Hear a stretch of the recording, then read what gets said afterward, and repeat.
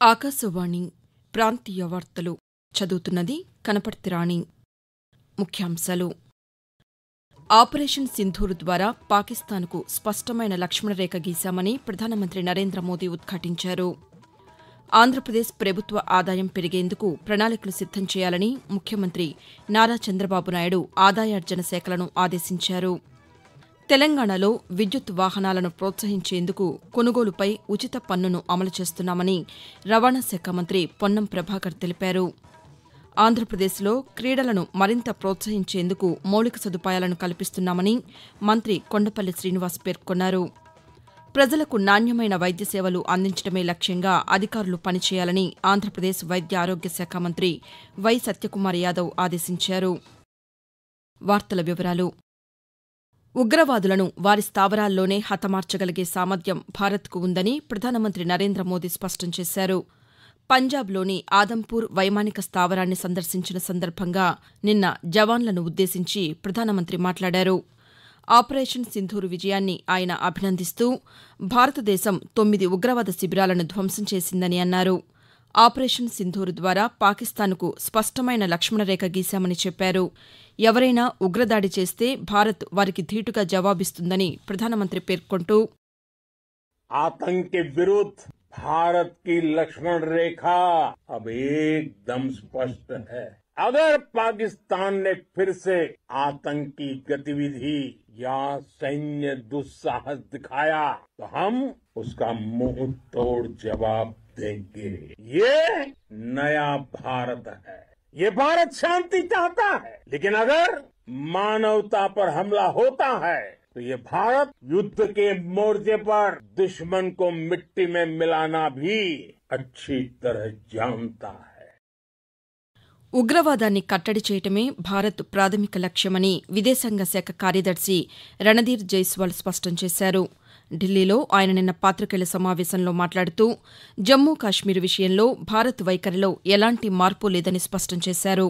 ద్వైపాక్షిక చర్చలు మినహా ఎటువంటి మధ్యవర్తిత్వాన్ని భారత్ అంగీకరించదని రణధీర్ జైస్వాల్ పేర్కొంటూ, From the time of Operation Sindoor commenced on 7th May till the understanding on cessation of firing and military action on 10th May, Indian and US leaders on the evolving military situation, the issue of trade did not come up in any of these discussions. That a nation which has nurtured terrorism on an industrial scale should think that it can escape the consequences is fooling itself. The terrorist infrastructure sites that India destroyed were responsible not only for the deaths of Indians, but of many other innocents around the world.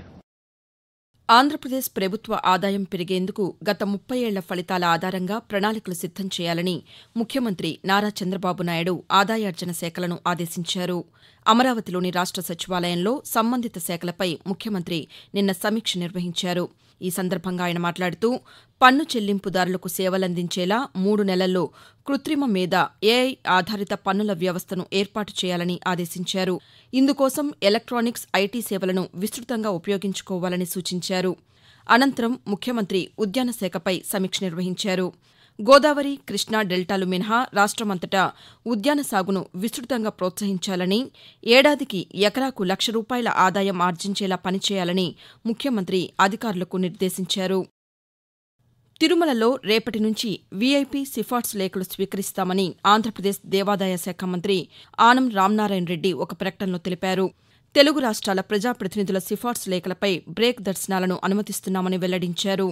వేసవి రద్దీ దృష్ట్యా ఈ నెల నుంచి July 15 వరకు సిఫార్సు లేఖల break దర్శనాలు రద్దు చేస్తున్నట్లు తిరుమల తిరుపతి దేవస్థానం ఇటీవల ప్రకటించింది. కాగా ఆ గడువును తగ్గించి ఈ నెల 15 నుంచి సిఫార్సు లేఖలు స్వీకరిస్తామని మంత్రి తెలియజేశారు. ఆకాశవాణి ప్రాంతీయ వార్తలు వింటున్నారు.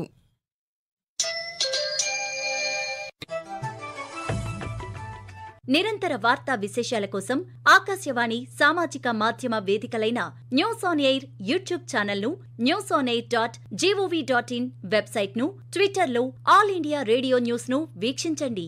తెలుగు ప్రాంతీయ వార్తా విశేషాల కోసం ఆకాశవాణి న్యూస్ విజయవాడ మరియు Akashvani news Visakhapatnam YouTube channels ను వీక్షించండి.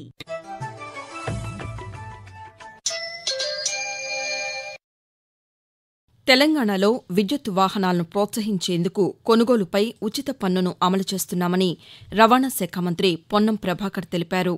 హైదరాబాద్లో ఒక ఆటోమొబైల్ సంస్థకు చెందిన నూతన ఎలక్టిక్ ఆటోలను మంత్రి నిన్న ప్రారంభించారు. అనంతరం ఆయన మాట్లాడుతూ పర్యావరణ హితానికి విద్యుత్ వాహనాలు దోహదపడతాయని అన్నారు. హైదరాబాద్ నగరంలో 2800 ఎలక్టిక్ బస్సులను అందుబాటులోకి తీసుకువస్తామని మంత్రి పేర్కొంటూ మారుతున్న కాలానికి అనుగుణంగా సమాజానికి ఉపయోగపడే విధంగా పొల్యూషన్ కారణంగా ప్రజలు చాలా ఇబ్బందులకు గురవుతున్నటువంటి దృష్టిలో పెట్టుకుని గౌరవ ముఖ్యమంత్రి రేవంత్ రెడ్డి గారి నాయకత్వంలో దేశంలోనే మొట్టమొదటిసారిగా తెలంగాణ రాష్ట్ర ప్రభుత్వం ఈవీ పాలసీ తీసుకొచ్చి 2026 వరకు అన్ని రకాల ఈవీ వెహికల్స్ కు జీరో ట్యాక్స్ ఎగ్జంప్షన్ చేసుకో. పొల్యూషన్ తోటి మనం కూడా హైదరాబాద్ గానీ మిగతా ప్రాంతాల్లో ఇబ్బంది పడేటువంటి పరిస్థితి రావద్దనేటువంటి ఒక ముందు చూపుతోటి కార్యక్రమం తీసుకోవడం జరిగింది. ఆంధ్రప్రదేశ్లో క్రీడలను మరింత ప్రోత్సహించేందుకు మౌలిక సదుపాయాలను కల్పిస్తున్నామని సూక్ష్మ, చిన్న, మధ్యతరహా పరిశ్రమల శాఖ మంత్రి కొండపల్లి శ్రీనివాస్ అన్నారు. విజయనగరం రాజీవ్ క్రీడా మైదానంలో జరుగుతున్న 3వ జాతీయ తైక్వాండో శిక్షణా సదస్సులో మంత్రి నిన్న పాల్గొన్నారు. రాష్ట్ర ఉద్యోగాల భర్తీలో క్రీడాకారులకు 3% రిజర్వేషన్లు కల్పించామని ఈ సందర్భంగా మంత్రి పేర్కొంటూ విజయనగరం జిల్లాలో టైకొండా ఇక్కడ పెద్దగా స్పోర్ట్ ని ప్రమోట్ చేస్తున్నారు. అంతేకాకుండా ఇప్పుడు ఇంటర్నేషనల్ కోచ్ ని అదర్ స్టేట్ ప్లేయర్స్ ని కూడా తీసుకొచ్చి ట్రైనింగ్ ప్రోగ్రామ్ కండక్ట్ చేయడం చాలా సంతోషంగా ఉంది. గవర్నమెంట్ స్పోర్ట్స్ కి కూడా ప్రత్యేకించి పెద్ద పీట వేసి ఈ రోజు ఎంప్లాయ్మెంట్ లో కూడా 3% ఇవ్వడమే కాకుండా స్పోర్ట్స్ ఫెసిలిటీస్ కూడా స్ట్రెంథెన్ చేయడానికి ఒక విజన్ డాక్యుమెంట్ తయారు చేసి ఈ రోజు గౌరవ ముఖ్యమంత్రి వర్లు రాష్ట్రాన్ని ముందుకు తీసుకువెళ్తున్నారు.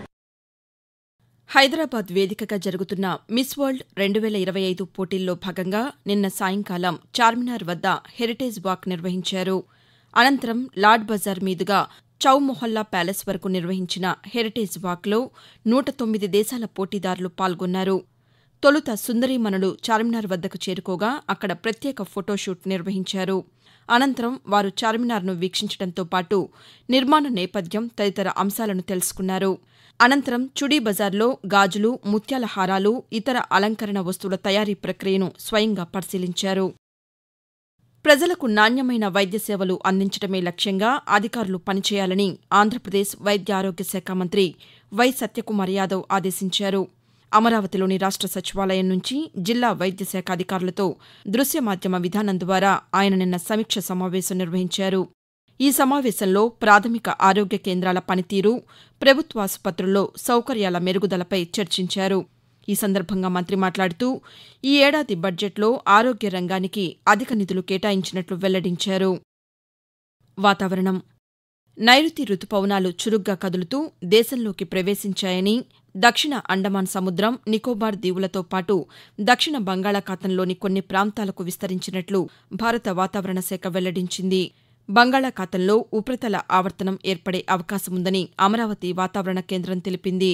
దీని ప్రభావంతో ఆంధ్రప్రదేశ్ వ్యాప్తంగా రానున్న 2 రోజుల్లో ఓ మోస్తరు వర్షాలు కురిసే అవకాశముందని వాతావరణ శాఖ అధికారి ఎల్ నారాయణ తెలియజేస్తూ ఉత్తర కోస్తా ఆంధ్రప్రదేశ్ మరియు యానాం ఈ రోజు తేలికపాటి నుండి ఒక మోస్తరు వర్షాలు లేదా ఉరుములతో కూడిన జల్లులు అనేక చోట్ల కురిసే అవకాశం ఉంది. భారీ వర్షాలు 1 లేదా 2 చోట్ల కురిసే అవకాశం ఉంది.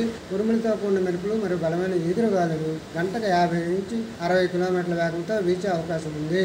దక్షిణ కోస్తా ఆంధ్రప్రదేశ్లో ఈ రోజు తేలికపాటి నుండి ఒక మోస్తరు వర్షాలు లేదా ఉరుములతో కూడిన జల్లులు అనేక చోట్ల కురిసే అవకాశం ఉంది. ఉరుములతో కూడిన మెరుపులు బలమైన ఈదురుగాలులు గంటకు 50 కిలోమీటర్ల వేగంతో వీచే అవకాశం ఉంది. మరోవైపు తెలంగాణలోనూ రానున్న 2 రోజుల్లో ఉష్ణోగ్రతలు సాధారణం కన్నా 2 నుంచి 3 డిగ్రీలు తగ్గే అవకాశముందని హైదరాబాద్ వాతావరణ శాఖ తెలియజేసింది. ప్రాంతీయ వార్తలు ముగించే ముందు ముఖ్యాంశాలు మరోసారి. ఆపరేషన్ సింధూర్ ద్వారా పాకిస్తాన్కు స్పష్టమైన లక్ష్మణరేఖ గీశామని ప్రధానమంత్రి నరేంద్ర మోదీ ఉద్ఘాటించారు. ఆంధ్రప్రదేశ్ ప్రభుత్వ ఆదాయం పెరిగేందుకు ప్రణాళికలు సిద్దం చేయాలని ముఖ్యమంత్రి నారా చంద్రబాబు నాయుడు ఆదాయార్జన శాఖలను ఆదేశించారు. తెలంగాణలో విద్యుత్ వాహనాలను ప్రోత్సహించేందుకు కొనుగోలుపై ఉచిత పన్నును అమలు చేస్తున్నామని రవాణా శాఖ మంత్రి పొన్నం ప్రభాకర్ తెలిపారు. ఆంధ్రప్రదేశ్లో క్రీడలను మరింత ప్రోత్సహించేందుకు మౌలిక సదుపాయాలను కల్పిస్తున్నామని మంత్రి కొండపల్లి శ్రీనివాస్ పేర్కొన్నారు. ప్రజలకు నాణ్యమైన వైద్య సేవలు అందించడమే లక్ష్యంగా అధికారులు పనిచేయాలని ఆంధ్రప్రదేశ్ వైద్య ఆరోగ్య శాఖ మంత్రి వై సత్యకుమార్ యాదవ్ ఆదేశించారు. ఆకాశవాణి ప్రాంతీయ వార్తలు ఇంతటితో సమాప్తం. తిరిగి 7 గంటల 5 నిమిషాలకు జాతీయ వార్తలు వింటారు.